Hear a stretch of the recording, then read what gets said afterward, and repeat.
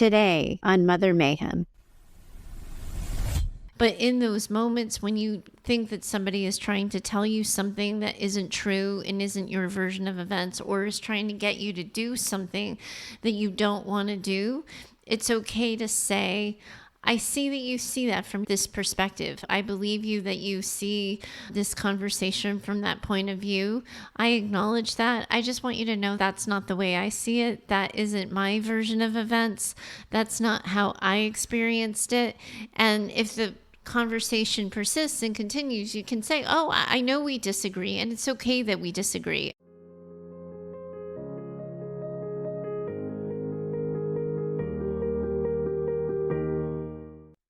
Welcome back to Mother Mayhem, a narcissistic abuse recovery podcast for daughters. Hi, I'm your host, Heather Gray. Thank you so much for joining me again in this conversation.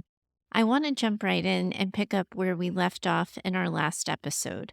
Last week, we talked about getting out of the cycle of people-pleasing and perfectionism.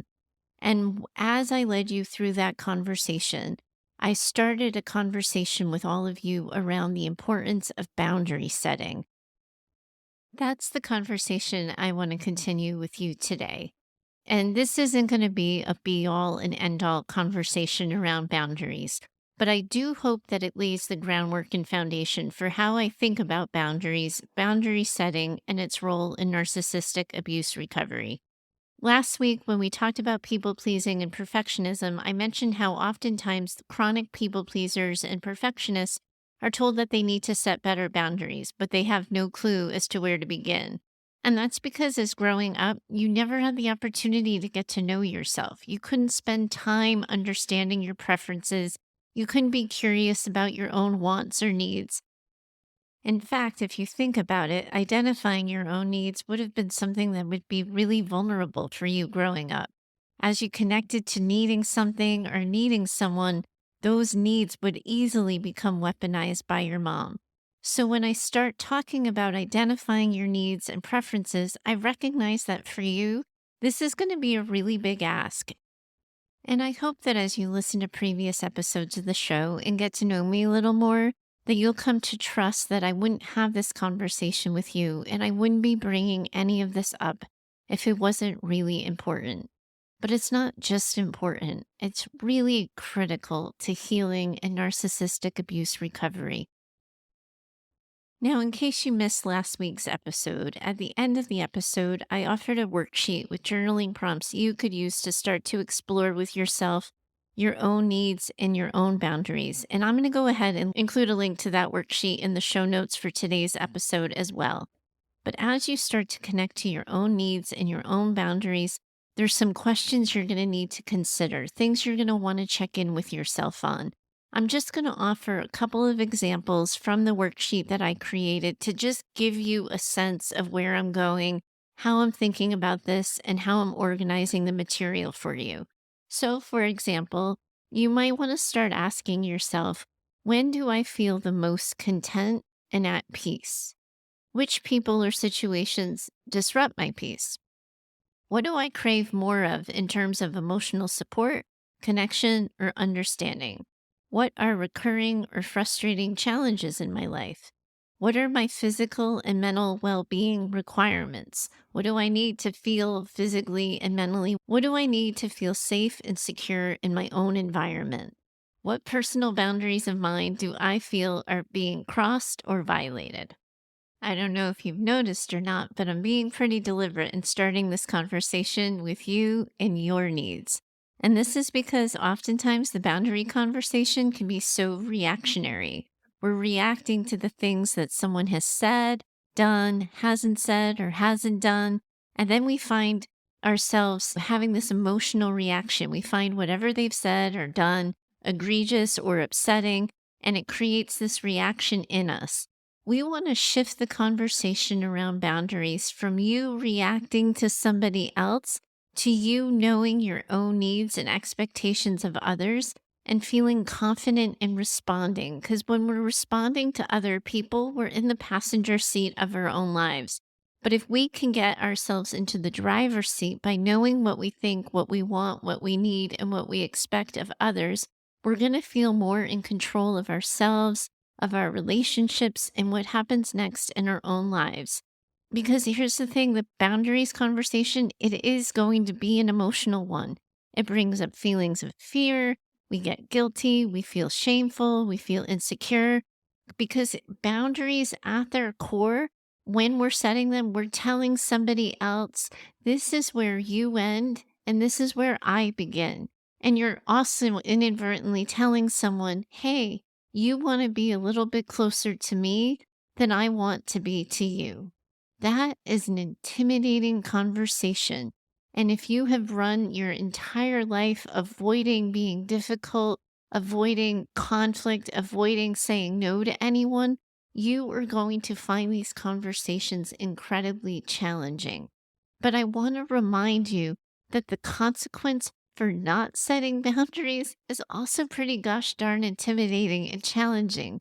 We went into depth last week about not having those boundaries and how not having those boundaries when it comes to people pleasing and perfectionism can affect ourselves. It affects our energy level, our self esteem, the way we think about ourselves, the way we perceive ourselves moving through the world.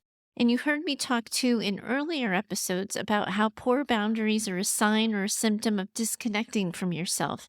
And it's hard to have a better relationship with yourself when you're prioritizing the needs of others. And that's why this conversation we're having today matters. I know that a lot of you are sick and tired of being told boundaries every single time the narcissistic abuse recovery topic comes up, but this is why it's so critical. Because some of you have never considered your needs or preferences before. So when you say, I don't know what my boundaries are, you actually mean it. However, for some of you too, you do know what your boundaries are. You absolutely know them. You just don't know how to communicate them. And that's a little bit different. Communicating boundaries will always come down to your personal style or preference. But a really good way to start thinking about it is to first remember that there's no way to deliver a boundary that guarantees that a person will agree with it, understand it, and immediately respect it. Our success with boundaries has such little to do with the other person or situation and way more to do with our own response. We can't guarantee that someone's not going to be angry with us. You can't guarantee that someone's not going to be hurt. And we can't guarantee that someone won't cross the line the second you deliver the boundary. That's just not a reason not to do it. Now, some of you probably know if you've been in the personal development space for any amount of time, you might know that quote from Maya Angelou: when someone shows you who they are, believe them the first time. Someone's response to you and your boundaries is so much more about them than it is about you, and it gives you all the information you need to know about them. But when it comes to communicating our boundaries and talking to people about our personal limits, I have my own golden rule. And that's when I teach communication, I am asking people and challenging people to show people who you are so they believe you the first time. So for me, what that means when it comes to communication, it means that instead of worrying about what someone thinks or how they might be perceiving you, you're going to tell them what you want them to think and what you need them to know.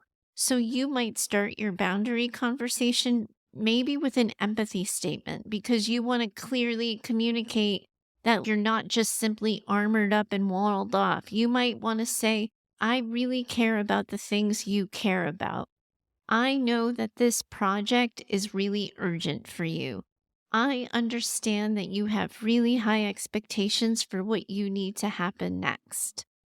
Then, though, once you lead with empathy, you're going to need them to know where you begin. You can start with empathy and understanding of their situation, but then you're going to want to let them know that this is where I land. So you might be saying something like, it's important for me that going forward, I need X, Y, or Z.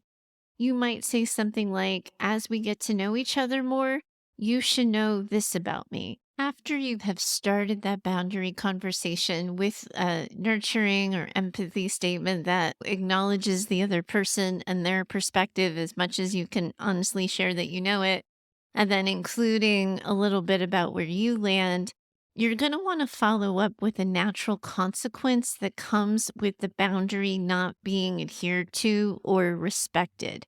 So it might be something like our relationship might have to change. I will be less available. We'll need to start putting things in writing if we continue to have these misunderstandings. I think a lot of times what happens in the boundary conversation is people think they need to armor up and wall off. And I think that's an intimidating place to set boundaries from because then it feels like you're going to war. But you can start to think about the things that go along with where you feel disrespected, where you feel people are stepping on your space and energy. What is your natural inclination once someone does that? Are you going to be pulling back? Are you going to make yourself less available? Are you going to wait before responding? There can be gentle or gentler responses than full walled up, armored up responses. And I would encourage you to start thinking about your own boundaries and your own natural consequences that come when someone steps on them.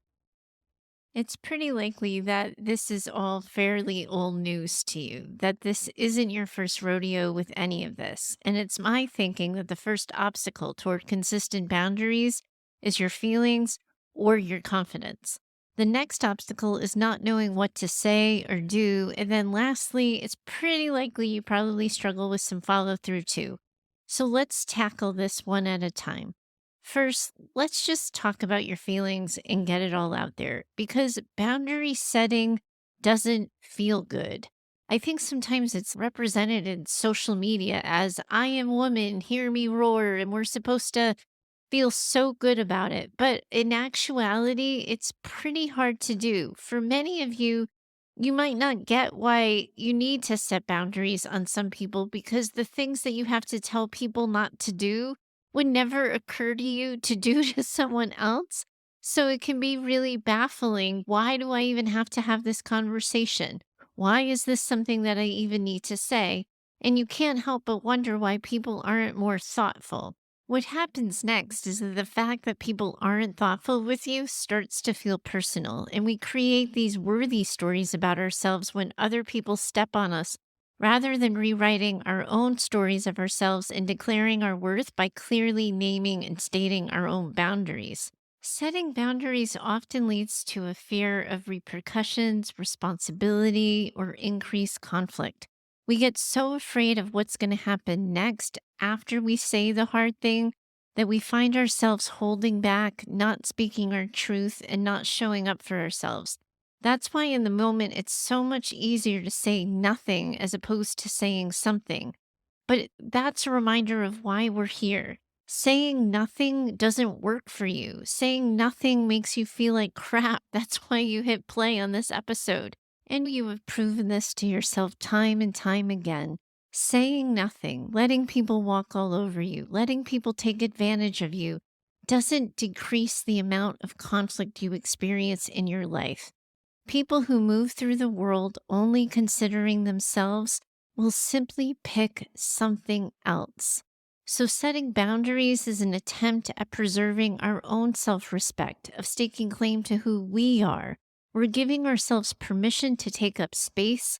It's not going to be comfortable, especially at first, but as you get used to it, it does get easier with repetition. It's like any new movement or stretch. Just think about it for a second. You feel tight, you're uncoordinated, out of shape, and out of practice. But with each stretch, you can go deeper. You become more and more connected to yourself, more in tune with your own needs and your priorities. And with a deeper connection to yourself, the easier it is to set those boundaries. The other thing to consider here is that not saying something up until this point has come with a really heavy cost. You're carrying that weight around you through every interaction, through every day, through every hard decision, not showing up for yourself, not considering yourself, and not putting yourself first on your own list is a weight you have been dragging. And you're so used to dragging this dead weight and this feeling that comes with the repeated disrespect that you have no idea what it would be like if you just were able to remove that weight from your shoulders. Not carrying that weight of chronic disrespect and invisibility would be so freeing. It's something that would give you energy. And with that energy, you would have space for other things. You have no idea what your life could be like or what it will feel like to move through the world without that dead weight hanging onto you. It's the only way you've known how it feels to move through the world thus far. You have no idea what it would feel like if you just drop that weight. And the only way you know that, to see what you're capable of without that weight, to see what relationships could be like when you stand up for yourself, is to start betting on yourself and be willing to find out.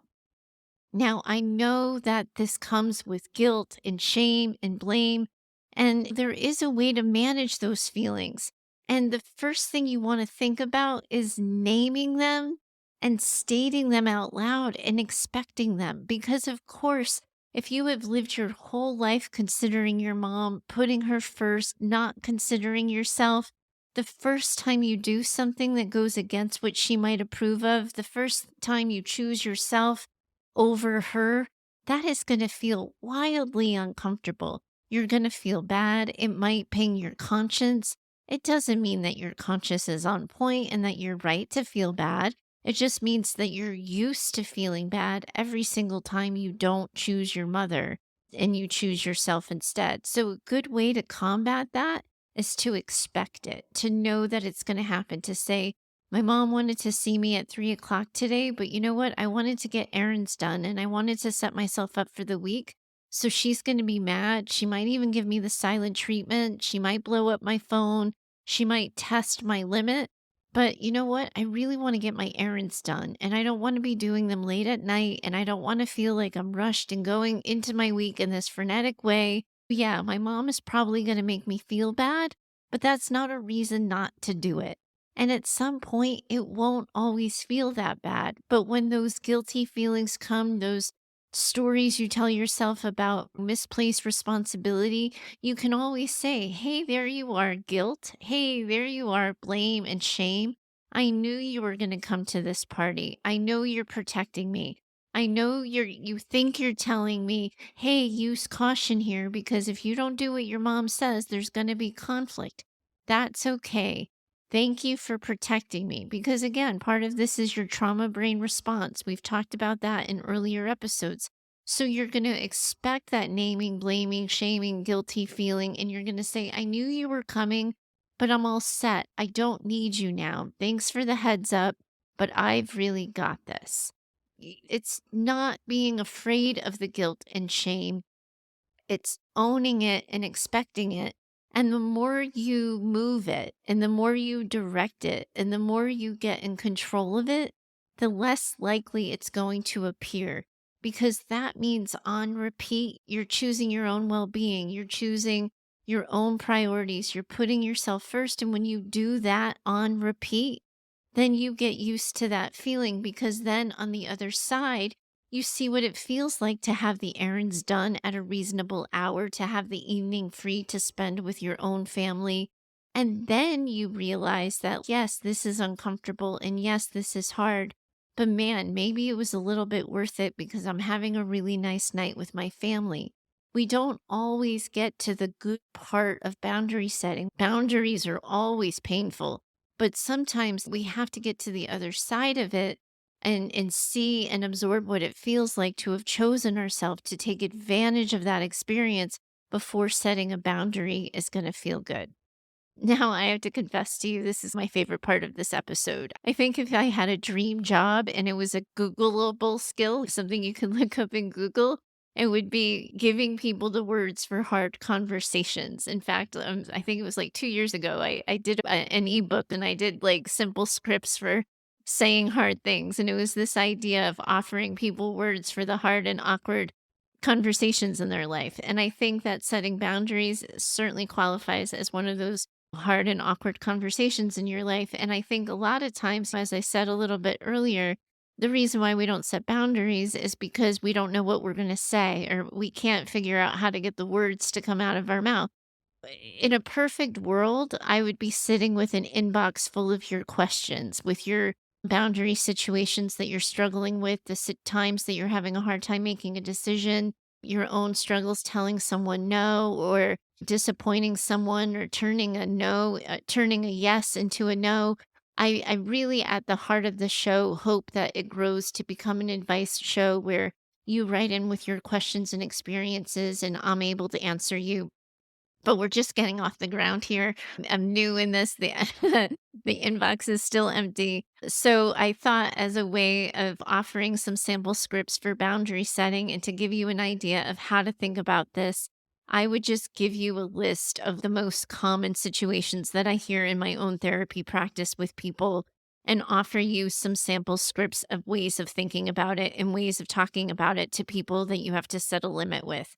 Again, in the future, after this episode, if you want to write into me, Heather at daughtersnpd.com, with your situation, the thing you're trying to work out and work through, I will gladly return to this conversation and include it on a future episode of the show.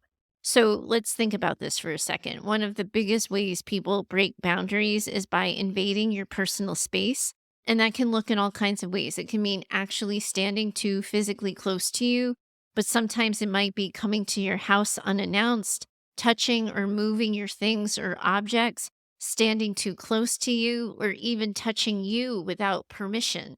And I think sometimes in those moments when somebody steps on us in that way and jumps in our space like that, we're so quick to give them the benefit of the doubt, to say, oh, it's just a hand on my shoulder. What am I so jumpy about? Or who cares that they picked up things off my bookshelf and looked at them? I'm being too sensitive. I invited them into our house. It's really easy to talk yourself out of being uncomfortable with things that actually make you uncomfortable.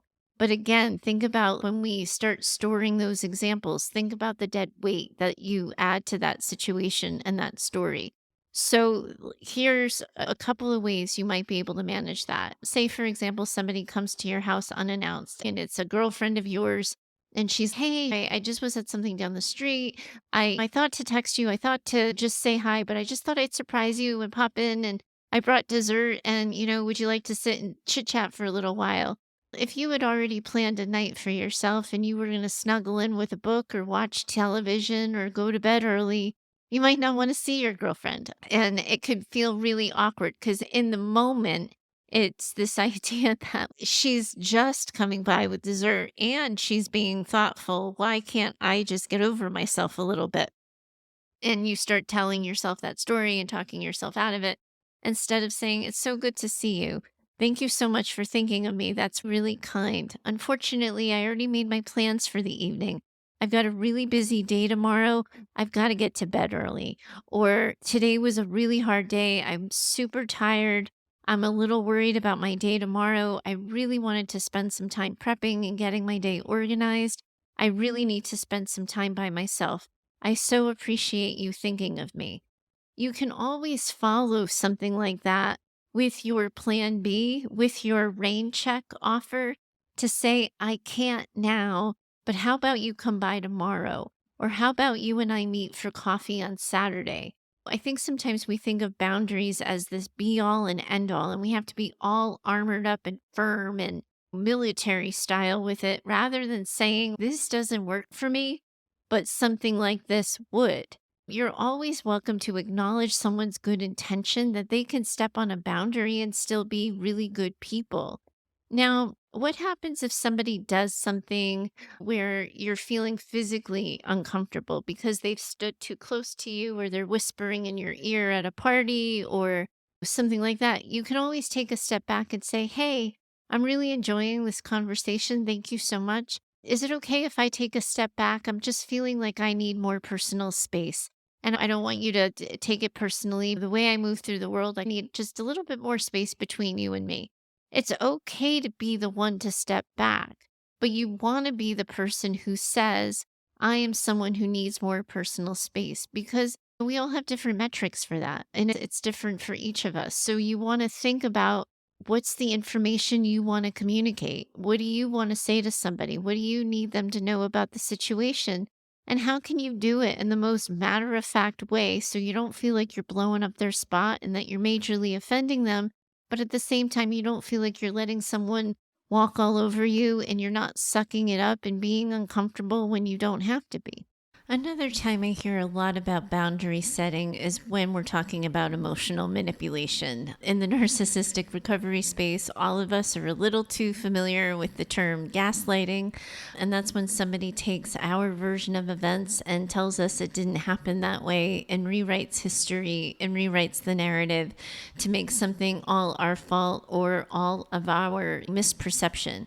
Another way of emotionally manipulating somebody is to get you to do what's in the best interest of them, even if it's not in the best interest of you. And I think that in the moment, people know they're being emotionally manipulated because they feel it in their body, but they don't always know how to say it. And as soon as you say, hey, I think you're gaslighting me, or hey, I think you're emotionally manipulating me, they're going to say, no, that wasn't at all my intent. I don't know why you're being so sensitive. It's something that's so hard to prove. You know it when you feel it, but it's really like an intangible thing. And so I think a lot of times in the moment, what ends up happening is people, because they can't prove it, because they can't like physically observe it and say, ha, you did this, and this is inarguable, they talk themselves instead of ignoring it, of passing it by, of letting it go. And sometimes, and I know I do this myself, I tell myself I wasn't really manipulated because I knew they were manipulating me. And I just chose to go along with it instead of having the hard conversation, rather than acknowledging I didn't want to call out the manipulation. I didn't want to worry about having to prove myself, so I opted not to say anything. But yes, they end up getting away with it, even if the only thing they get away with is thinking that they successfully manipulated you. But here's the thing. I think that there's a lot of ways you can manage emotional manipulation or somebody trying to get you to do something that you don't want to do. And I think it's with clear communication. So if you're giving a version of events, if you're saying that somebody hurt your feelings, that you were really upset about something, or somebody was stressful, or a situation was stressful and somebody wants to rewrite that, or you want to stay home because you don't want to spend a lot of money and you're trying to save and a girlfriend wants you to go out and implies you're not prioritizing the friendship. There can be all these hidden meanings behind things. And again, these are all hypothetical, made up things. I'll do so much better with specific examples that you guys are struggling with and that are on your heart and mind. But in those moments when you think that somebody is trying to tell you something that isn't true and isn't your version of events, or is trying to get you to do something that you don't want to do, it's okay to say, I see that you see that from this perspective. I believe you that you see this conversation from that point of view. I acknowledge that. I just want you to know that's not the way I see it. That isn't my version of events. That's not how I experienced it. And if the conversation persists and continues, you can say, oh, I know we disagree, and it's okay that we disagree. I think sometimes in those boundary conversations, when people are trying to convince you of something or gaslight you about something or get you to do something and you say no, they continue the conversation with begging and pleading and trying to sway you to another side. And I think sometimes you could say, oh, I know you're disappointed. I know you were really hoping I'd say yes to that. I know it would be easier for you if I just acquiesced and went along with it. I'm just not comfortable doing it. And I know that probably starts an uncomfortable conversation for you or an uncomfortable situation for you. I think sometimes we are so nervous about managing the conflict that we forget that we don't actually have to pick the conflict up. We can say, oh, I know you disagree. I know you don't see it the same way. I know that we didn't experience that the same way. I'm okay with it. I understand. We can have two different versions of this event and we can have two different perspectives of it. I accept your perspective. I just can't change my behavior because of it. And that's when you get firm with the boundary. It's not something I can do right now. And unfortunately, I need to say no. There's a way of acknowledging the other person's perspective without continuing the conversation. So I would start thinking about ways you shut the conversation down by agreeing with their defense in a way. It neutralizes them. The other thing that'll sometimes get connected to emotional manipulation is invalidating your feelings. Oh, I wasn't making you mad. I wasn't trying to pick a fight. I wasn't antagonizing you or making fun of things that you find sad or overwhelming or stressful. I want to remind you of a power move here. It's, if I'm going to be honest, one of my most favorite tools to use in an argument.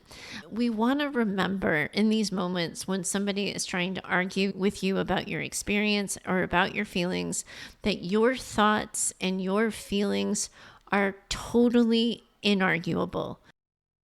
That means if you tell someone you're disappointed, if you're hurt, or if you're angry, or you're upset, or you feel sad, depressed, or anxious, they can't tell you that you don't feel that way. Your thoughts and your feelings are completely inarguable.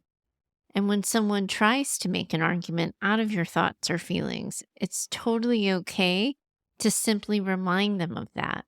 You don't get to tell me I'm not mad. You don't get to tell me that I'm not thinking what I'm thinking. My thoughts, my feelings are completely inarguable. A lot of times people will try to invalidate your feelings as a way of disarmoring you or taking away your argument or defending themselves. And you can get into this word salad war, for lack of better words, about what you're disappointed about or why you shouldn't be disappointed or what you're mad about or why you shouldn't be mad about something. To get out of that argument, to get out of that moment that's so intolerable and so uncomfortable, a real easy way of exiting stage left is to say, I know you wish I wasn't mad. I know you wish this didn't upset me. I know you don't want this conflict, or you don't want me thinking or feeling the way I am or experiencing you the way I do, but I am, and that's inarguable. So let's not have that conversation. I think it's really important to learn the strategies for disentangling ourselves from these really hard conversations, because I think people try to latch on to certain words or specific words in this aha, gotcha moment. But in reality, if somebody's trying to tell you you don't feel a certain way or you don't think a certain something, a good way of redirecting that conversation, of exiting out, is to simply remind them that your thoughts and your feelings aren't arguable. One of the next things that we see a lot in conversation in narcissistic abuse recovery is financial manipulation.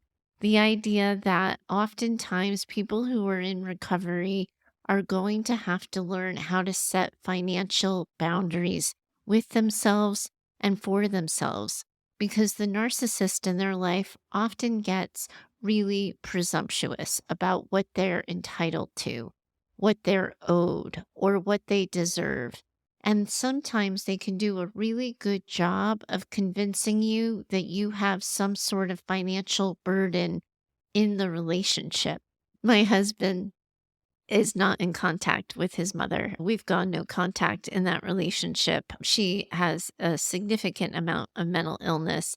Not even sure that narcissism is one of them, but he has definitely been on the receiving end of a lot of financial expectations and financial manipulations over the years. I remember her coming to him at one point in time and saying, I paid for your braces. Like the parental job that she did when he was a teenager, she decided that we owed her money and that we should reimburse her for the braces that she paid for when he was a kid. We declined politely and said no. Those types of examples, those types of pressures where someone says, I did this for you, you need to pay me back, or I took on this expense, so now I need to be reimbursed, or because of the context of the relationship, you should be paying for this. Those arguments can really come with a side of guilt, a burdensome feeling of responsibility, and a lot of manipulation.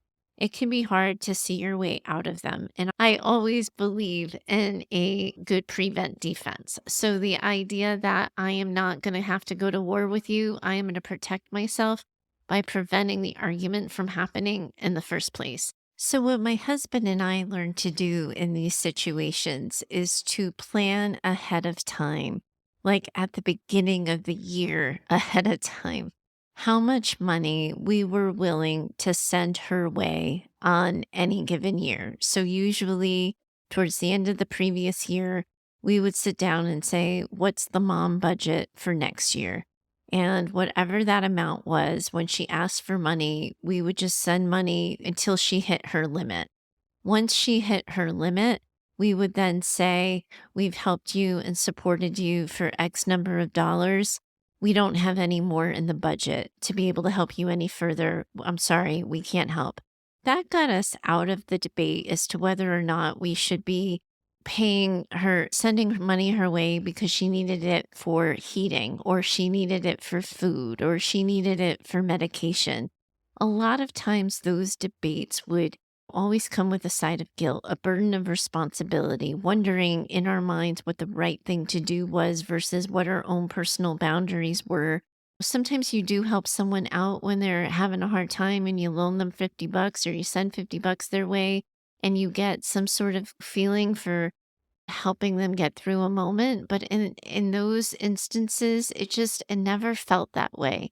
And so we would just decide at the beginning of the year, we have X amount to give her. And after that, however we're going to say it, the answer is no. You can say you don't have the budget. You can say that you have other things or other people that you want to be able to help or contribute to or donate to that you're choosing to prioritize over her. You can come up with a lot of different ways of communicating that. What's most important is that you decide what your budget is in these situations, what your financial limits are, and that you don't cross those. And you might decide that your budget is $0, and that's okay. $0 is okay. And it's normal and expected for some people who have a lot of financial stresses and expectations in their own life that they can't always yield to or acquiesce to someone else's financial demands. So if your budget is zero, your budget's zero, and you say, I would really like to help. I understand you're in a bind. That's just not me right now, or that's not us this right now. You can come up with whatever you need to say, but it's so helpful if you have a plan ahead of time when you're dealing with somebody who's going to financially manipulate you, because you know that those basic core human needs might pull at your heartstrings just a little bit. And if you can get ahead of the argument by being prepared for yourself, I think that does set you up for better success. Sometimes people don't want your money, they want your time. They want you to spend more time with them than you might want. They might want more social time. They might want more volunteer time. A lot of people will come at you with a lot of different expectations for how they think you should be spending your time. And this isn't an issue that's just for narcissists. I think there's a lot of people who have no concept of the ask. Sometimes they have no idea how much time they're asking for when they make a request. But protecting your time is going to give you an increased sense of control over your life.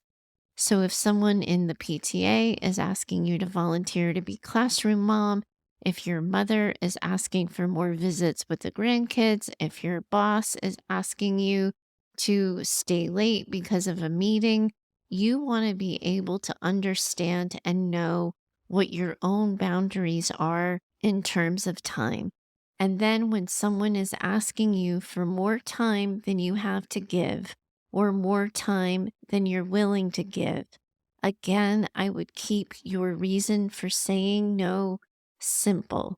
People use your words and your explanations for no as fodder for disagreement, as a way to argue. So if you say to your boss, no, actually, I can't stay late tonight, I have to pick up my kids from daycare, they'll say something like, doesn't daycare have a fee that you can pay if you have to pick up late? Or can't somebody in your family pick up the kids? This meeting is really important. So as soon as you give them the reason for no, they then try to solve your reason for no so that it can become a yes for them. So instead you say, I know you really need me there. I know that it's making your life harder for me not to be there, but I can't. I won't be there. I understand if you don't understand, but unfortunately, I need to pass right now. If somebody wants you to be more social, it's the same thing to say, hey, I know this sounds like a great time to you.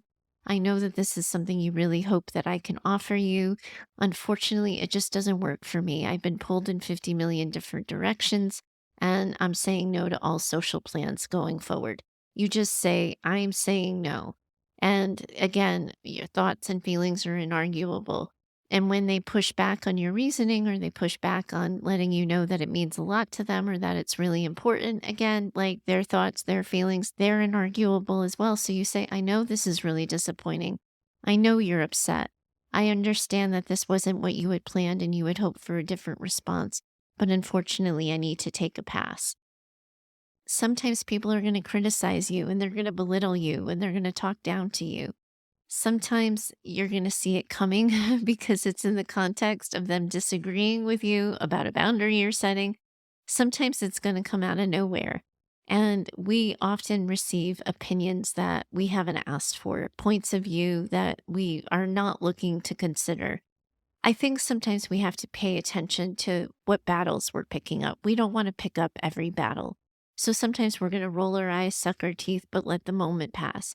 Other times somebody's going to say, oh, are you sure you want to do that? Or I don't know what you're thinking with this, or that sounds like a mistake. And ignoring it, skipping over it, and not paying attention to it is just not going to work for you.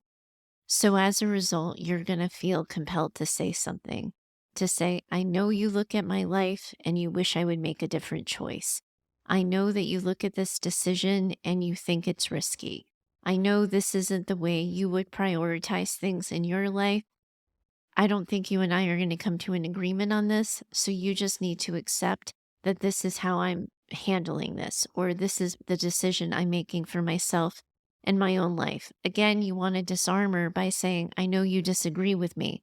I know this isn't what you would want for me. I know that this is causing you stress. I know that you're concerned about this. However, this is the decision I'm making. Again, the fewest number of words possible, the least number of excuses possible. Don't get yourself in a debate about the no. Just make your no really clear. I saw a great social media post the other day. If you're on Instagram and you like following other people who do coaching for trauma and relationships, I really recommend you check out Jillian Turecki. I believe that's spelled Turecki. If I remember, I'll put a link for her social profile in the show notes, but I might forget. In any case, I saw a post from her and she said that if you're an overgiver, be sure to build relationships with other givers because takers only know how to take. And very true. Truer words may never have been spoken. I do think that people who give a lot in relationships have this habit of building relationships with takers when we really should be focusing on building relationships with other givers. In any case, at some point in time, you're going to have to set a boundary with an overtaker in your life. And an easy way to do that is to let people know that you don't have the availability for more. You might be saying you don't have the financial ability, like we talked about. You might not have the time ability, but you might not have the mental or emotional capacity. And a lot of times people will keep taking or make presumptions around these things. And the best defense against overtaking is to stop overgiving. If it is not yours to give, if you don't have it, if you're tapped out, if your tank is empty, don't offer to help. Don't volunteer yourself. Don't say you can when you can't. But we also haven't covered that in enough podcast episodes to make not giving something that comes top of mind. Oftentimes, you're just going to be managing people who come at you with a lot of requests and getting used to saying no, keeping it clear, keeping your words short, keeping your answers brief will be a really good setup for success for you if you can just say, I don't have anything else, or that's all I was planning on doing today. This is as much time as I planned on spending today. This is as much as I can do. And just letting them know this is the limit. Again, avoid saying why, because why opens you up to debate. Why opens you up to criticism. And it just extends the conversation past the point of any comfort for you. So just keep it there. Say, I've done as much as I can today. This is as much time as I've been planning on spending it today. I understand it might be frustrating for you. I understand you might be hoping for more, but this is what I'm offering you today. One of the places I see this come up the most often is actually in emotional labor. That might be a new phrase for you. It's a new one for me to offer to people. But the idea that we run out of emotional capacity to hold people's stories, to be aware of people, to be paying attention to all of everybody's details, a lot of times we don't realize we're burdened, especially when it comes to friendships and close relationships. One of the things I had to do recently is to tell friends that I was getting close to tapping out and that I needed a break from everybody's emotional story. I'm a therapist. I have a podcast now talking about hard things. And it seemed all at once, all of my friends were also having struggles with hard things. It was a lot of emotional labor. I was finding myself overwhelmed trying to remember who I had checked in with, who I hadn't yet checked in with, what was going on in each person's life. And I realized I was losing track of my own life and my own work and things that were important to me. And so I told friends, like, hey, I understand you're having a hard time. I know you're going through some stuff. I need you to know that for the next couple of days, I'm going to pull back. I care about you. I care about what you're carrying. I care about the burdens that are on you. But right now, a lot of people in my life are burdened all at the same time. And I need to get that oxygen mask on me because I feel myself frying around the edges. I feel myself in my own free time kind of numbing out and tuning out because I can't take on anymore. It's not often that I do that. I've been in this field for longer than 20 years now. So I'm used to carrying a lot of emotional stories, and I'm usually pretty good at remembering everybody's details of knowing who has a meeting on what day, who has a stressful life event on which day.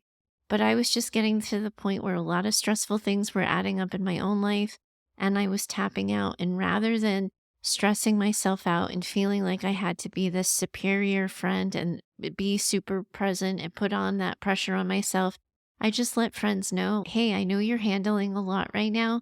I'm just taking a couple of days to catch up with myself and then I'll come back. And it was so freeing for me. And my friends received it. At this point, I've done a really good job of collecting friends who understand and respect boundaries and are good at clear communication. But it is hard when you're the friend having the hard time to hear one of your people say, hey, I'm sorry, I'm at capacity right now. I can't. It's not an easy conversation. It was hard for me to say. It felt vulnerable even for me to say. But if you can manage your emotional labor and pay attention to how much is going out on any given day or any given week, it's a really good way of protecting yourself and your space and your peace. And I would encourage you to pay attention to just how much emotional labor you're giving out, and if perhaps you need to start reining that in for yourself and your well being. One of the things that I feel like we can't skip over in a conversation around boundaries is how do you have boundaries at work when your boss has expectations of you, tasks that they expect you to do, a job description attached to what you're doing? And how do you say no without being worried that you're going to seem insubordinate, look like you're not doing a good job, look like you're not being a team player, look like you're not carrying your weight? I think it's really hard at work to have boundaries. One of the things I would encourage you to do is to have in a neutral time and space. Again, I like the prevent defense. In neutral time and space, conversations with your supervisors and team members around what their boundaries are. I have found that the best way to have boundaries at work is by first checking in with other people's boundaries at work. To say something like to a supervisor, hey, I know we all have work email. I was wondering what your boundaries are around work emails, receiving work emails. If I'm catching up on something on a Saturday, should I wait to tell you about it until Monday? Would you prefer to have it in your inbox? What would you like to have and what works best for you? Or, hey, I know that sometimes I can work late. and you're not always able to, what time do you like getting out of the office? If you check in with people around their boundaries, around areas that they seem to be stepping on your own boundaries with, first of all, it's a good way to neutralize the conversation, to create understanding and acceptance, and neutralize the idea that, of course, people have boundaries at work. But then it's a really easy way to introduce your boundaries to say, oh, good, I'm so glad I asked, because I got to tell you, I really don't tend to check work email after 6 o'clock at night. I prefer to check the email at 8 in the morning. I like having the hour before work starts to check in on any changes or updates. But after 6 o'clock, it's me and my husband, or it's me and my kids, or it's me and whoever. You want to let people know where you stand. And a good way of doing that is by simply telling them where you stand, of saying, I would like to know what your limits are, what your time constraints are, what your availability preferences are, so that I can respect them. And I think it would be so good if you knew mine too, because then we start on an even playing field. I think you can keep the conversation clear and succinct, and then people know that you're expecting to respect their time when you're asking them to respect yours as well. If I could sum up all of these different examples and give them a common theme, I'd like to think that I'm giving you scripts and ways of communicating that help you protect your peace. Ultimately, when I think about boundaries, I think we're trying to protect our peace. The things that make us feel disrespected, the things that make us feel invisible or skipped over, disregarded, judged, blamed, shamed, stepped on, or ignored. All of those are the things that require our boundaries. But they're also the very things that disrupt our peace because we become uncomfortable. We start getting into a debate about what the right thing to do is, what the right decision is, what the right words are. And they distract us from the life we're trying to live. And they get in the way of feeling about ourselves and our lives the way we want to feel them. So, as you're in these situations and quagmires and messy conversations with people, and you find yourself unsure how to navigate, and you find yourself wishing for the perfect script for this exact situation, I would encourage you to ask yourself, what do I need in this situation that protects my peace? How can I protect my peace? Or why have I stopped feeling peaceful? If you can hone in on that and center in on that, my guess is the words will have an easier time finding you.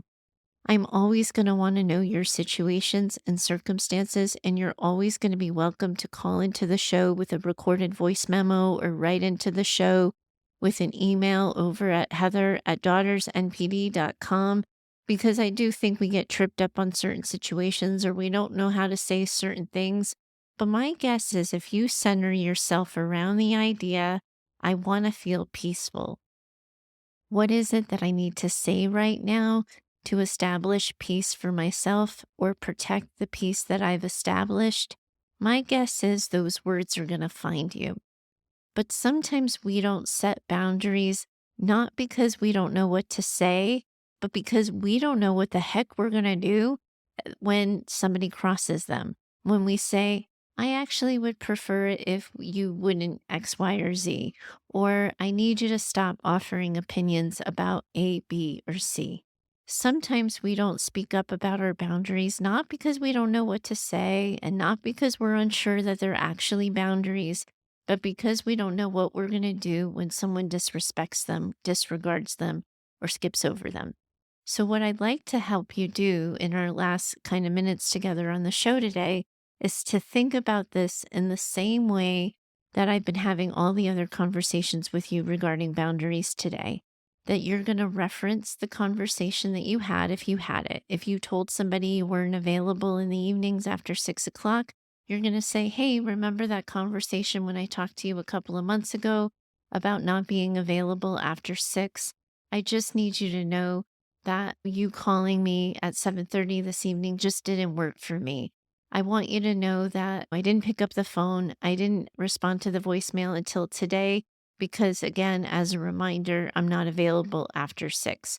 You're going to remind people if there is a consequence, if there is a natural consequence to them stepping on the boundaries, you're going to say, I feel uncomfortable in these situations. When you say A, B, or C, I've tried to dodge over the conversation. I've tried skipping it. I just need you to know that I'm not going to respond to this, or I'm not participating in a conversation about my decision making process, or my values are not up for debate. When someone steps on your boundary after you have asked them not to, you just deliver the natural consequence that's consistent with that relationship. If someone is disrespecting your time and you have a trusted relationship with them, what do you naturally, relationally feel is the consequence for that? Do you need to make yourself less available next time?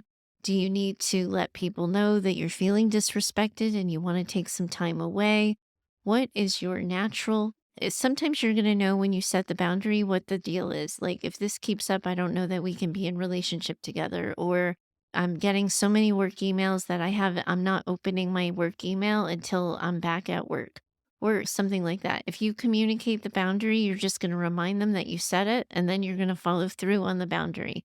But if it's happening in real time, and again, it's feeling tricky and dicey, you're going to let them know the way this happened didn't work for me. So this is what I'm doing next. Again, avoid the why, avoid the reasoning. Just say, I felt disrespected, so I'm not going to that party. I know we had plans on Sunday. I'm going to opt out and take a pass on that, but perhaps we'll connect next time. You're just letting them know the decision you've made based on the boundary you've set, and you're not opening that conversation up for debate.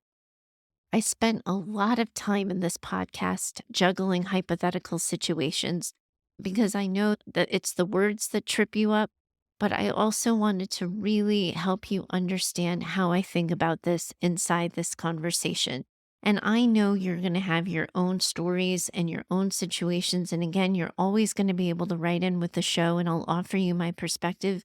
I can't wait until you start writing into the show so I can offer you my perspective. But for now, I really want you thinking about protecting your peace, recognizing that your boundaries might be emotional, they might be physical, they might be financial, they might be time and calendar, attention, all of those things. Whatever your boundaries are, they are yours and they're okay to have. And I encourage you to have them. Whew. That was a lot. This was a whopper of an episode. I want to be really clear and transparent with you as I end it that I had a lot of struggles with my tech and with my recording as I was trying to record this. The sound may have been disrupted. You may have points of clarity where I might have dropped off a couple of times. I want you to know that I did my very best in the episode. Tech was against me. It wasn't recording when I thought I was recording. It recorded me twice a couple of times. I am working that out with the tech people. But in the meantime, if this was a disrupted episode for you, if it wasn't the quality you've come to expect from me, I just want you to know that I'm aware of it. I did my best. And my boundary on it was that I was not starting over. So I did my best with the time and tools that I had. Thank you for sticking it out with me. Thank you for continuing this conversation with me, and I look forward to talking to you next time. Bye for now. I really appreciate you tuning in. If you enjoyed this episode, please subscribe to the show and leave a review on Apple Podcasts or follow it on your favorite podcast app. If you know another woman who needs this show and its conversation in her life, I really do hope you'll consider sharing it with her. Your feedback's going to help me build the show into what we need it to be. I'd really, sincerely, truly love to hear from you. You can also find me and connect with me over on Instagram at DaughtersNPD. Until next time, take care of you and know that I'm in it with you. Thanks for listening to Mother Mayhem. Bye for now.